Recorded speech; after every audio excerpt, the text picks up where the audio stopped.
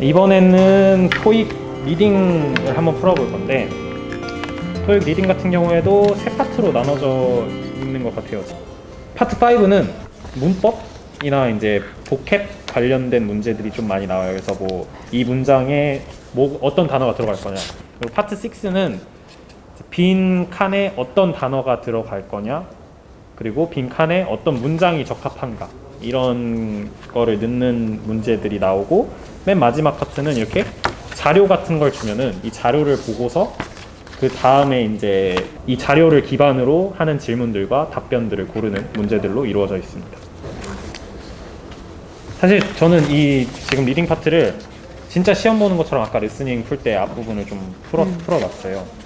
근데 진짜 이 첫 번째 파트 5 같은 경우에는 리스닝을 풀면서 충분히 다 풀 수 있을 정도로 그렇게 어렵지 않고 그냥 정말 기본적인 막 문법에 관한 문제들이기 때문에, 만약에 뭐 내가 미드를 좋아한다, 내지는 영어 책 읽는 걸 좋아한다, 뭐 그런 분이 계신다면은 그냥 문장을 솔직히 읽어보면은 아 이거 다 아닌데 하고, 아 이게 제일 부드럽게 잘 들어간다 하는 단어가 있을 거예요. 약간 그런 식으로 그냥 골라내시면 되고, 파트 6 같은 경우에도 약간 비슷한 것 같아요. 그냥 이런 단어들 다 좀 잘 안 맞는데 이게 제일 부드러운 것 같아 하시는 단어 넣으시면 될 것 같고, 문장도 마찬가지로.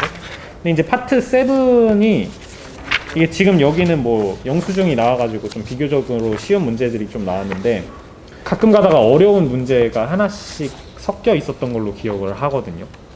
정확하게 지금 기억이 안 나는데 어떤 문제였는지, 좀 이게 시간이 제가 말했듯이 조금 부족할 수도 있는 문제들 사이에서 뭔가 봐야 될 게 많고 그리고 읽어야 할 게 많고 이러는 그런 자료가 나오면은 조금 어려울 수도 있으니까 시간을 많이 좀 단축을 해놓고 오는 게 좋을 것 같습니다. 우선 저는 문법을 그렇게 좋아하진 않는데 문법 문제가 있어서 좀 깜짝 놀랐어요. 근데 그럼에도 불구하고 문법 문제가 그렇게 어려운 수준이 아니라서 오히려 약간 머리 프레시하게 할 때 좋을 것 같아요. 그리고 문제가 좀 재밌는 문제들이 많은 것 같아요. 그냥 영수증 분석하고 이런 건 재밌는 것 같아요. 재밌어요. 리딩 별로 좋아하지 않는데, 근데 그래머도 안 좋아하고 리딩도 안 좋아하지만 문제가 재밌어서 금방 풀 수 있을 것 같은 느낌이 듭니다. 저는 아까 말씀드렸다시피 토익을 한번 쳐봤는데, 이제 토익 공부는 저는 이제 단어 외우고, 모든 영어 공부가 다 그렇겠지만 단어 외우고, 전 토익은 아무래도 문법이 좀 중요하지 않나, 뭔가 독해보다는 문법이 좀 중요한 것 같아요. 근데 이제 수능 본 사람들이신 경우에는 이제 좀 익숙하지 않을까 싶어요. 이런 류의 토익 같은 문제가. 왜냐면 토플은 막 엄청 긴 줄글을 읽어서 솔직히 리딩 스킬이 좀 요구되는데, 토익은 다 단문이라서 문제도 짧고 이래서 좀 그때그때 순간적으로 팍팍 고르고 넘어갈 수 있는 문제가 많아요. 좀 시각적인 자료도 많고.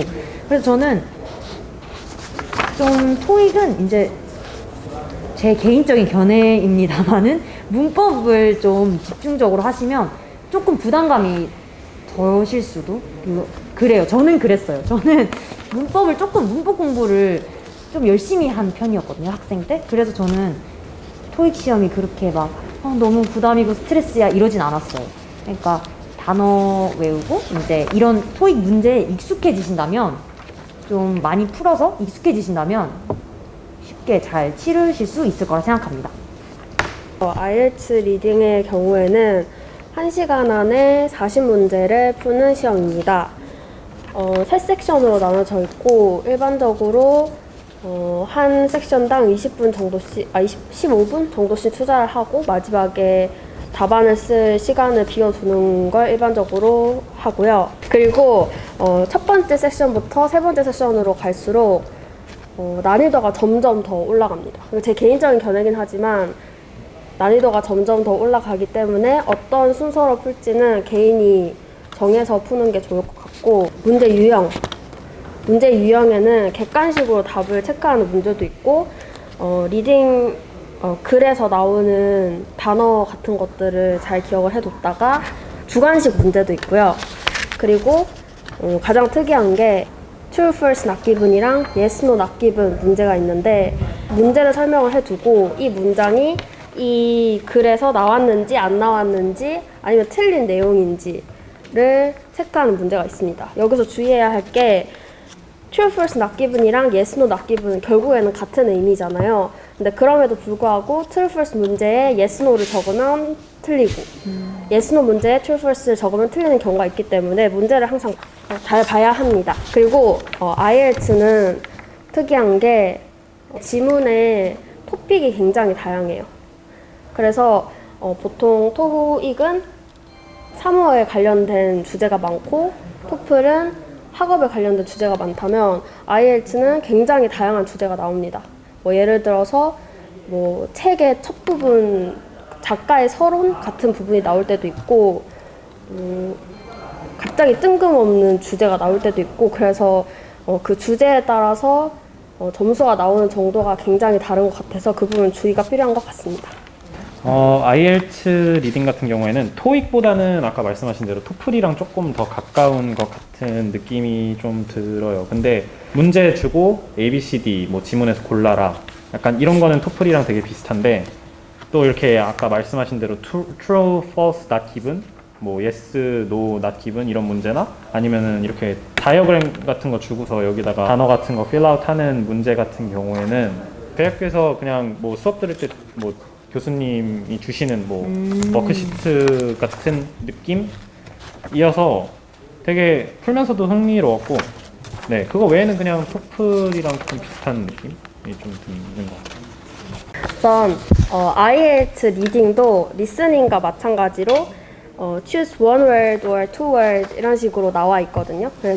그래서 같은 의미더라도 하나의 단어만 적으라고 했으면 하나의 단어로 적을 수 있는 의미의 단어만 쓰는 것이 중요하고 그리고 사실 IELTS 리딩이 점수를 얻기가 굉장히 쉬운 게 본인이 잘 이해를 하지 못하는 부분에서도 보통 이 답안이 20번부터 26번까지 있으면 순서대로 나와요. 그래서 만약에 내가 21번은 모르겠는데 20번과 22번은 알겠다. 그러면 20번과 22번이 나온 문장의 중간에 있는 부분에서 적절한 눈에 띄는 단어를 찾으면 보통 100% 정답이거든요. 이건 팁입니다. 여튼 그런 게 있습니다. IELTS는 아까 말씀드렸던 것처럼 저는 처음인데 리딩 지문 길이나 뭐 그런 거 자체는 토플이랑 굉장히 비슷해서 솔직히 읽는데 문제는 없었지만 문제를 푸는데 문제가 좀 낯서네요. 문제가 낯설었고 왜냐하면 이게 방식이 좀 그냥 단순히 고르는 게 아니고 막 여러 종류의 문제가 섞여 있어요. 막 true, false, not given이랑 막 주관식이랑 갑자기 그림이 나오고 막 그러네요. 그래서 처음 보시는 분들은 굉장히 당황하실 수도 있을 것 같아요.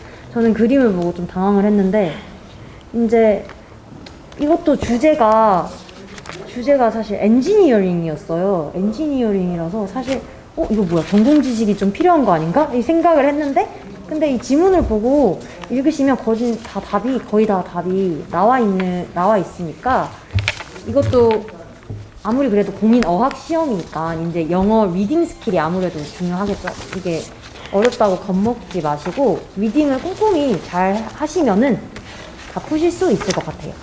그렇습니다. 토플 리딩에 대해서 제가 설명해 드리도록 하겠습니다. 보통 이제 여러 문단인데 한 문단 6개, 5, 6, 7개? 한 요 정도에서 나오는 편이에요. 문단이 나눠져 있는데 아까 말씀드렸던 것처럼 주제는 뭐 바이올로지, 뭐 문화도 나올 수 있고 뭐 네, 역사, 히스토리도 나올 수 있고 여러 주제가 나오는데 네. 보통 이제 문제 유형을 좀 설명드리자면 이제 토플은 더미가 나오지 않는 이상 지문이 3개가 나와요. 지문이 3개가 나오는데 이제 거기 한 지문 안에 10문제가 들어있어요. 10문제가 들어있는데 이제 맨 마지막 문제가 보통 서머리 문제거든요. 서머리 문제를 항상 염두에 두고 문제 풀기를 시작을 해야 돼요.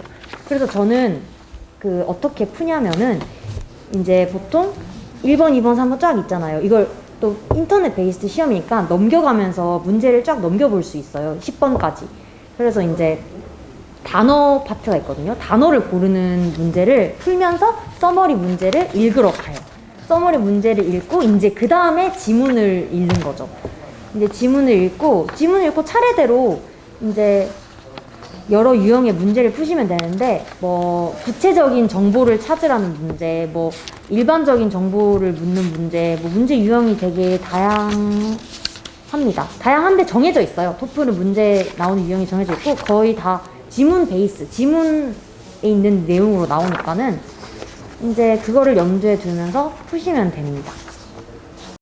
토플 리딩 같은 경우에도 토익에서 말을 했듯이 조금 보캡 관련 문제도 몇 문제 나오고 이제 리딩 내용 관련된 문제도 좀 나오고 하는데, 좀 보캡 같은 경우에는 다이렉트한 그런 문제들이 많이 나와요. 약간 뭐 동의어를 제시를 해야 된다거나 그러다 보니까 이제 조금 실제 문제에 나오는 단어도 알아야 되고 보기로 나오는 단어의 그 뜻도 알아야 되다 보니까 토익보다 조금 더 어려운 문제라고 볼 수 있을 것 같아요. 만약에 여기서 그 단어의 뜻을 잘 모른다 하시면은 문장으로 다시 돌아가서 앞에 문장 읽고 뒤에 문장 읽고 앞뒤에 뭐 이제 그 내용에 따라서 이 단어의 뜻을 추리하는 약간 그런 형식으로 해가지고 단어를 좀 풀어보면은 좋을 것 같다라고 얘기를 했고, IELTS나 토익 같은 경우에는 그냥 한 번만 시험 봤었는데 토플 같은 경우에는 좀 오래 공부를 했었고 실제로 학원도 다녔었고 했어가지고 조금 할 말이 많은데,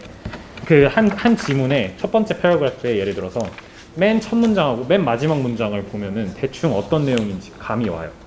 그러니까 처음에 이제 지문이 딱 나왔을 때 지문을 다 보지 말고 스크롤을 내리면은 문제를 볼 수가 있거든요. 천천히 읽으면서 스크롤 내리지 말고 그냥 다 스크롤 내린 다음에 문제로 바로 다이브를 해서 그냥 첫 번째 문제, 마지막 문제, 첫 번째 문제, 마지막 문제, 첫 번째 문제, 마지막 문제 이걸 읽고 이 문제가 어느 쪽에 나올 것 같다, 어떤 패러그래프에서 나올 것 같다, 이거를 대충 감을 얻으신 다음에 그 패러그래프 가가지고 문제랑 지문을 비교를 하면서 문제를 푸는 게 시간 단축에 되게 효율적이고요.